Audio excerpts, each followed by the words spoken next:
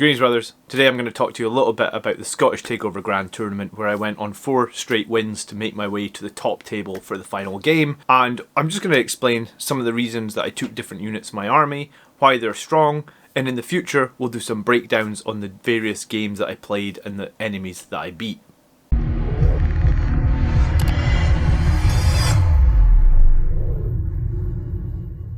So today we're going to get straight into it. I've been running a battalion detachment. I've been paying 1 CP straight away for Angel's Exemplar to allow my warlord to take a second warlord trait, which will in turn let him take that second relic, which is a special issue war gear.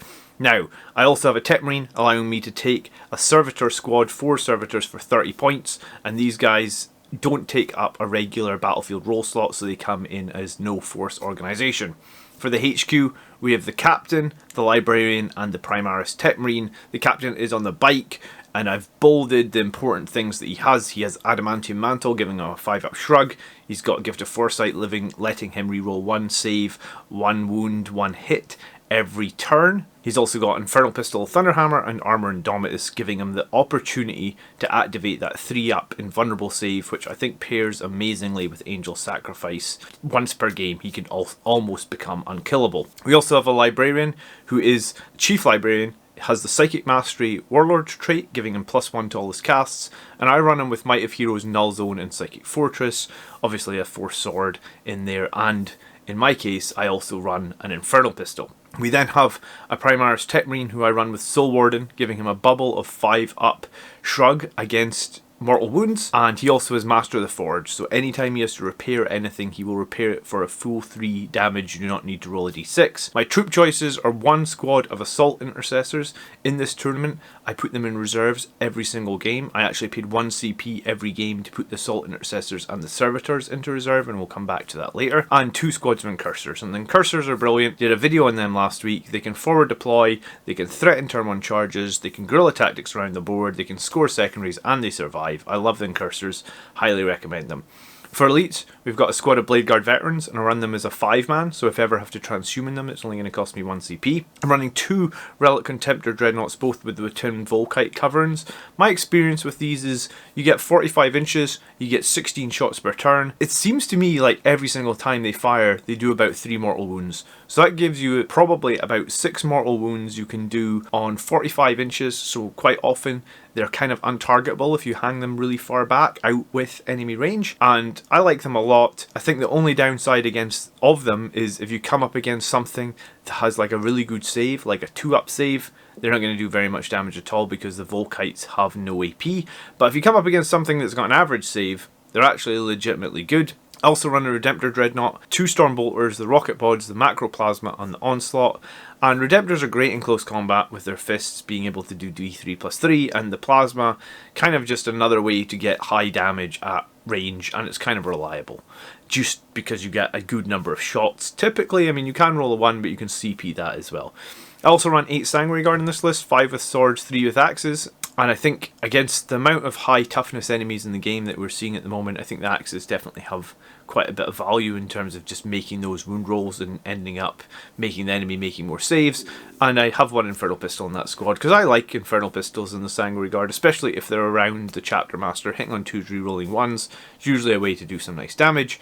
I also ran a squad of Terminators with a Teleport Homer and Chain Fists. And I think one of the reasons I ran this was a direct counter to Speed Freak Orcs. In the tournament, there was multiple all-orc lists with tons of buggies and rucka trucks and scrapjets, and the Chain Fists just absolutely chew through them. And also, Terminators have quite a lot of staying power, and I guess what I mean by staying power is there's a lot of 2 damage weapons out there in the meta currently. It feels like, you know, last year Marines got given 2 wounds, but it really doesn't help. There's so many 2 damage weapons out there. Marines kind of feel like they're in paper armor. They just die left, right, and center, having no invulnerable save. So what I found with the Terminators is if you're up against armies that do a lot of 2 wound damage, then the Terminators kind of have 4 wounds, right? Because they have to hit them twice to kill them, or they have to wound them twice and fail the save to kill them. So I've been using Terminators, I've been deep striking them, I deep struck them in every single game in this tournament with a Teleport Homer so I could redeploy them if I wanted to, and also in multiple games I just deep struck them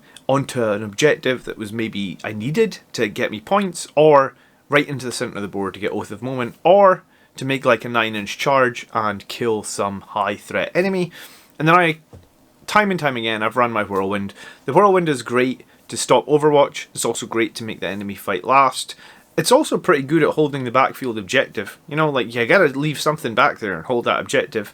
If the Whirlwind's doing it, it's shooting 72 inches.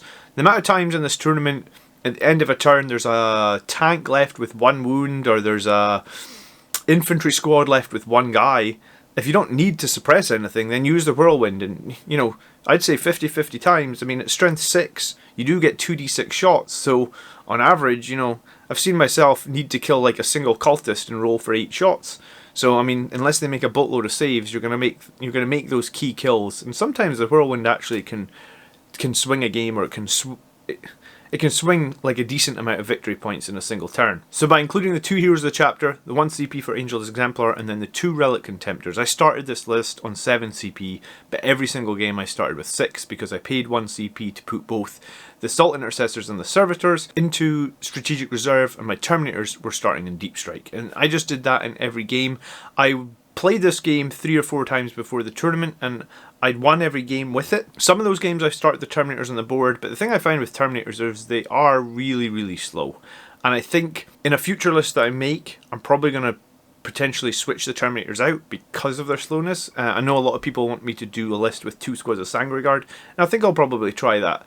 But in this meta, I knew that there was going to be a lot of tough vehicles that I was going to have to deal with, and those Chain Fists getting the flat 3 damage, comboed with Fury of the First, really just, the Terminators just go to town. I've seen the Terminators take out an entire squad of like Rucka Trucks, so that's like 3 Rucka Trucks, all toughness 6, all 9 wounds, 4 up save. They've just wiped the floor with them. They've taken them out from full health, so killed 3 of them.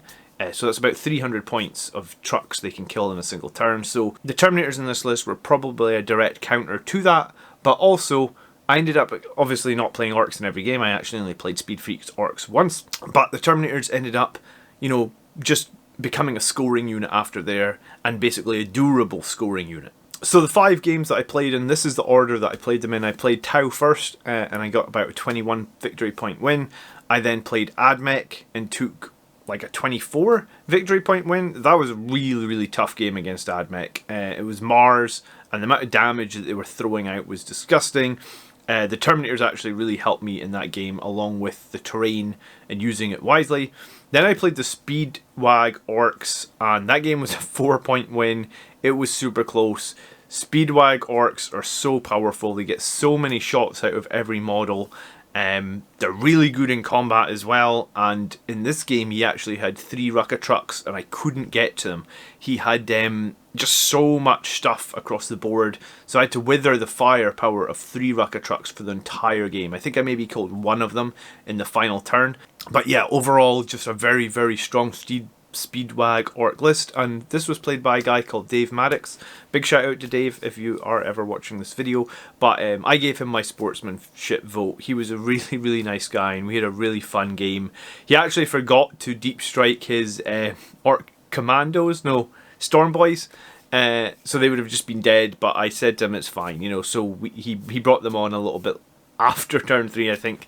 But yeah, no, that was a really, really fun and close game, and I was fortunate to have played Andrew Speedwag Orcs like 3 times. I think if I hadn't played Andrew Speedwag Orcs 3 times, I 100% lost that game. Just playing the Speedwag Orcs, I think you need a very specific strategy, and I will break that down in a future video of how I am consistently beating Speedwag, because that's 4 games I've had against them now, and 4 wins, but it definitely helped having played them before, and I think the same could be said about my win against Ad Mech. You know, I played Gav's Ad Mech and got absolutely slaughtered on the channel maybe 2 or 3 months ago now, and again, if I hadn't played Gav's Ad Mech and just known how much damage they can potentially do, then I would have been slaughtered in that game as well. So there's something to be said about a big part of winning tournaments or winning games at tournaments is knowing your own stuff, but also knowing the enemy stuff. I then came up against a very interesting Astra Militarum army list that was running the Lambden Lions 133 Battalion, and this was just so many strength 4 shots with crazy AP.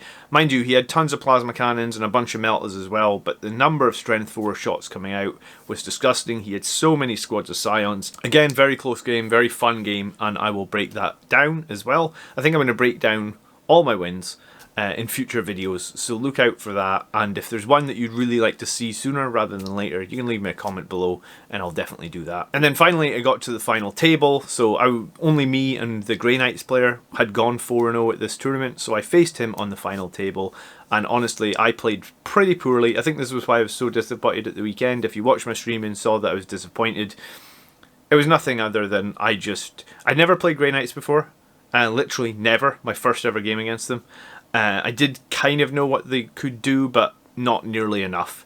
And there was a few gotcha moments in the game that hurt me, and also my saves in the game. I remember I had to take about 25 up saves. At one point in a critical engagement, I had to take 7 saves on my Sanguinary Guard, and I failed all of them. This is why I don't think Sanguinary Guard are survivable, and I think,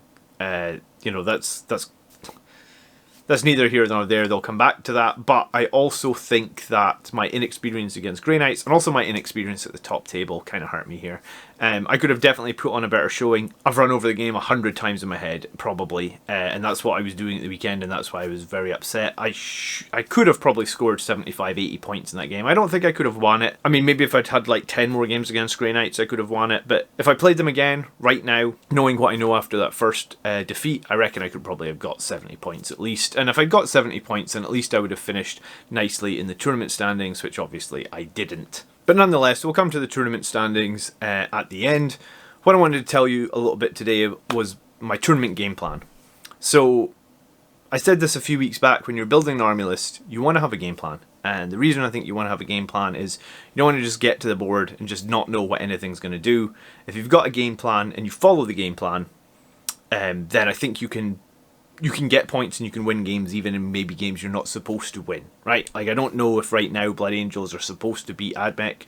Pretty sure we're not supposed to beat Speedbag Orcs either, but I used my game plan and used my experience against these armies to try and grind out the victories, and I definitely feel like I achieved that. So, Whirlwind and Incursors. We're going to use them to basically hold my backfield. One squad of Incursors to try and screen the backfield in the Whirlwind. There's very little space for any enemies to ever deep strike in there, and it kind of gives me sort of like some safe protection in my backfield. I'm also going to use my Redemptor and my Blade Guard Veterans to basically contest any middle objectives if I can, and sometimes they'll be backed up by those Terminators, so that we basically are making sure that we're contesting. And I think in a couple of games the enemies picked Stranglehold, and I think they barely scored that against me. Like, 3 of the maps were 3 objectives and 2 of them were 5. Or when I say 3 objectives, I mean 6, 3 on each side. And I really think I managed to hold my 3 and score really well in primaries. And, you know, we'll come back to my actual scoring here in a little bit. I also use my Sanguinary Guard to basically hide and wait for a solid opportunity. And if they can, try and back up the Chapter Master. And if needed, the Chapter Master will sacrifice himself to keep the Sanguinary Guard alive. Because we know if the Sanguinary Guard are alive, they're going to do a lot of killing if they can make a charge. And they just don't survive, whether it be shot at by melee, whether it be shot at by ranged, or whether it's in melee. They tend to die very, very quickly, the Sanguinary Guard, so that's the Chapter Master's role. When they get in combat, he really needs to be there to try and sacrifice himself to keep them alive. The Contemptors and the Tech Marine are going to lay down sort of that long-range covering fire and deal those guaranteed mortal wounds at long range, and they did that in every game, and Contemptors don't get profiled, and I mean, the Relic Contemptors are really great. I think in hindsight, running 2 with Volkites is good, but I think maybe in the future I'll try and put at least one weapon with some AP between the 2 Contemptors, because, like I said, if the enemy has very good, like, 2-up saves, 3-up saves, the damage output from those Contemptors falls away just because they have no AP. We also have those Incursors that can be deployed threateningly, and they can rod in enemy territory in turn 1 if there's no good opportunities, or they could charge. The Servitors and my Assault Interceptors in reserve were always going to be doing basically rod on the Servitors, and I was going to try and steal primary objectives with the Assault Intercessors. Basically, I'm going to deploy them anywhere I can charge a primary that doesn't have OBSEC units with it. The Ultimates and Intercessors are not necessarily going to kill too much because they just have chainswords, but if I can consolidate 2 or 3 of them onto an objective and they're OBSEC, then I'm going to flip points, and that definitely happened. You know, you're kind of banking on a 9-inch charge, but you're doing that anytime you're doing a deep strike, so it's something that I've used, And big thanks to Steel Rain for saying that, because I prefer my Assault Intercessors coming on the board, and if there's no opportunity to do that, then just have them do Rod and get solid points from Rod. And then my Librarians on the board to basically provide buffs like Might of Heroes and Psychic Fortress. And late game, if the opportunity is there, I'm going to try and strip enemy invulnerable saves with Null Zone, or I'm just going to smite something if I need to kill something for Assassinate. And I did that in one of my games with my Librarian. I would just jump him right next to the enemy character, I would smite him, I'd shoot him in the face with the Infernal Pistol. If he's still alive, I was going to charge him with my Power Sword or Force Sword. But yeah, you know, the smite and the Infernal Pistol at 0 inches because of his 12-inch jump is pretty threatening. So now for my scoring in this tournament, I've divided down my total scores through all the games by 5 to work out how many points I got per game. So in primaries I did 38.8, and these scores include the pretty poor showing that I had in my final game. So I've said many times about primaries, you only need to score half, or you only need to hold half of the primaries on the map to score 40 points.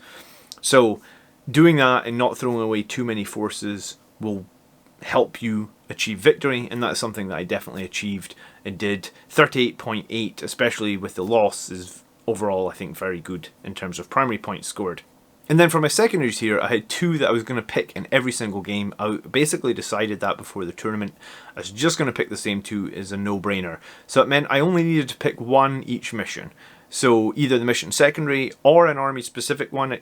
For example, when I played against the Speedwag Orcs, he had like 15 buggies or whatever. So I was going to be able to get the full maximum points for Bring It Down. So I would pick that, or engage in all fronts if there's nothing else doing. But what this meant was it kind of made my secondaries easy. And in a tournament setting, when you're coming up against armies that you're not super familiar with, then just picking 1 secondary really helped me out here. So for all the other games, I took Oath of Moment and Retrieve Octarius Data. And then I've divided these down by 5 as well, including the poor showing I did in the last game to just show you how many points I got. So for Oath of Moment, I would use like my Blade Guards, my Terminators, my Dreadnought, or even one of my characters to get to the middle. I've done it before with the Whirlwind actually. We've advanced the Whirlwind into the middle of the table. So in this tournament, I averaged 10.4 points per game from Oath of Moment, obviously out of a maximum of 15. But I think over 10 is good for a secondary. I think this is why I say, like, if you hold primaries 10 points for 4 turns, that's 40. If you get 10 from each secondary, that's 30. You get your 10-point painting bonus, that's 80. So if you just manage that, I mean, most of my victories here were just over 80 points. So this just proves that, you know, my strategy of not overcommitting and playing defensively, I guess, to a certain extent, or cagey to a certain extent with Blood Angels, certainly can provide results. And then for Retrieve Octarius Data, is only out of 12 points, but again, I averaged 8.8 points per game, even with the poor performance at the end. And for my data, I was obviously doing data with my Incursor Squads, my Assault Intercessors, and then those Servitors.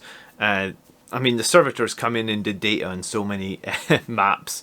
In a couple of the games, the Servitors got a charge off. Unfortunately, they never killed anything. I think it was close. I think we got 1 hit with a Server War. Maybe one day those Servitors will kill something for me. But I was pleased, you know, when I looked back and divided these numbers down and saw that 38.8 for primaries, 10.4 for Oath, and 8.8 for data. All 3 of these, I mean, all 3 of these together, plus my painted bonus, is actually me at 68 points, and then I've still got 1 more secondary to take. So like I said, I'm aiming to get over 80. I'm not being too greedy, and I'm really just trying to try and make things easy for myself. And also, by picking Oath and by picking data in every game, and I was doing that pre-tournament, and I'm probably still going to do that now, I'm very, very experienced on those secondaries, right? Like, I know exactly what I need to do. I'm always thinking about them. I'm always planning on scoring them. And I think, like I said, when you're playing against armies that you're not familiar with, or you're, you know, you're maybe up against a higher tier codex, so to speak, then this can certainly help you strategize and grind out those wins. So the final thing I want to talk today about is positives to take away from a tournament, and I definitely wasn't feeling positive after this tournament, and it was all down to myself. I think I put too much pressure on myself on the top table. I felt nervous. I made a couple of silly mistakes, and this is pretty much all on me. But at the same time, I think part of me just really wanted to. I'm going to be lying if I said I didn't really want to win, but I think I really wanted to win to prove that my Blood Angels list, or my strategy for playing Blood Angels with this mixed hybrid approach, is valid. And I hope I'd managed to do that anyway. I hope you guys watching agree with me on that. But I think that if I got the win, I would have felt great about it. But yeah, I mean, baby steps, right? It's my first time on the top table. It was my first time playing Grey Knights. There's no excuse. But hopefully it means if we get to the top table again, I will do a little bit better. So let me go over the things that I took that were positive now that I've had a little while to reflect. And the positive was, it was a really friendly and enjoyable local GT. So I didn't have to travel lots. It was just like 2 or 3 miles where I lived. And yeah, you know, a good venue. They provided lots of food and free drinks and everything. It was really nice, and everybody was friendly, and the tournament organizer did a great job. I also learned the strength of a bunch of other armies, right? I mean, I kind of knew some of their strengths anyway, but there was definitely some orc units that I hadn't seen before. The Shock Dragster, that was it. So I'd never played against Shock Dragsters. In terms of the Ad Mech, I hadn't fought Iron Striders for a while, so I saw them. I also learned a ton about Grey Knights and definitely what not to do next time I fight Grey Knights. And also, Tau I actually think are quite a difficult army for us to deal with, just because they can really shut down our ability to charge units. So I actually had a great game against Tau that was quite close, and the guy who I played on his Tau, his army was painted amazing. He got my painting vote for the tournament. But yeah, so I think I also proved there's some merit in the mixed shooting and melee Blood Angels tier list. Like I said, I think I would probably make some tweaks now that maybe you can't take 9 scrapjets and 9 rucker trucks in a list anymore. But before that, in this tournament, those lists were valid. So the Terminators and their Chain Fists and their staying power are something that really helped me. But in the future, I think I'm going to try a list with a couple of squads of Sangre Guard, or maybe we will even try swapping out the Terminators for some Death Company. But I do think there is definitely some merit in the mixed Blood Angels hybrid list. I'm going to run it again. I believe there's another GT in the same venue in about 3 months' time. So maybe we can go one step further there. I don't know. We'll try, or I'll try definitely. I did finish in the top 5 though, so that was nice. And I did have 4 80-point victories against some very tough opponents. And then the final thing I want to take away that is positive is I do think you always learn more when you lose a game than when you win. And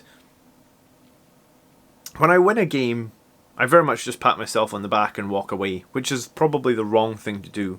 When you win a game, you should probably be as critical of your list as you are when you lose. Because when I lose, especially on that final table, I played through the turns and the things I did wrong time and time and time over in my head. But in wins, you definitely don't do that. You know, like you can almost just switch off after the win. So being critical about your army list, even in games you win, I think is important. And it's something that I probably need to get better at. But also, I did lose against a very good Grey Knights player, and congratulations to Stefan for winning. I feel I didn't do myself justice on that top table, but you know, hopefully we get another bite of the cherry, as they say. So I have had a ton of army list submissions over the last couple of days, I guess, since I did this. So if you've submitted an army list to me, I will get to it. The Army List show will be back as normal this Sunday, so please check us out on that. And I think we'll be playing Andrew's Speed Orcs using the new Speed WAG rules, or the new Orc rules after the FAQ, probably coming Monday night. And I will be making videos breaking down some of these battles. Like I said, if there's one you're desperate to see first, just leave me a comment below or tell me in one of the live streams. Thank you so much for being here. Thank you so much for the support. Everybody that helped me prep last week for the GT and gave me feedback and ideas and stratagems and try to help me fight against the lists that I didn't know. I love you guys. I really appreciate it. One day, I hope to win a tournament as Blood Angels. One day, one day, one day. I will keep blattering away.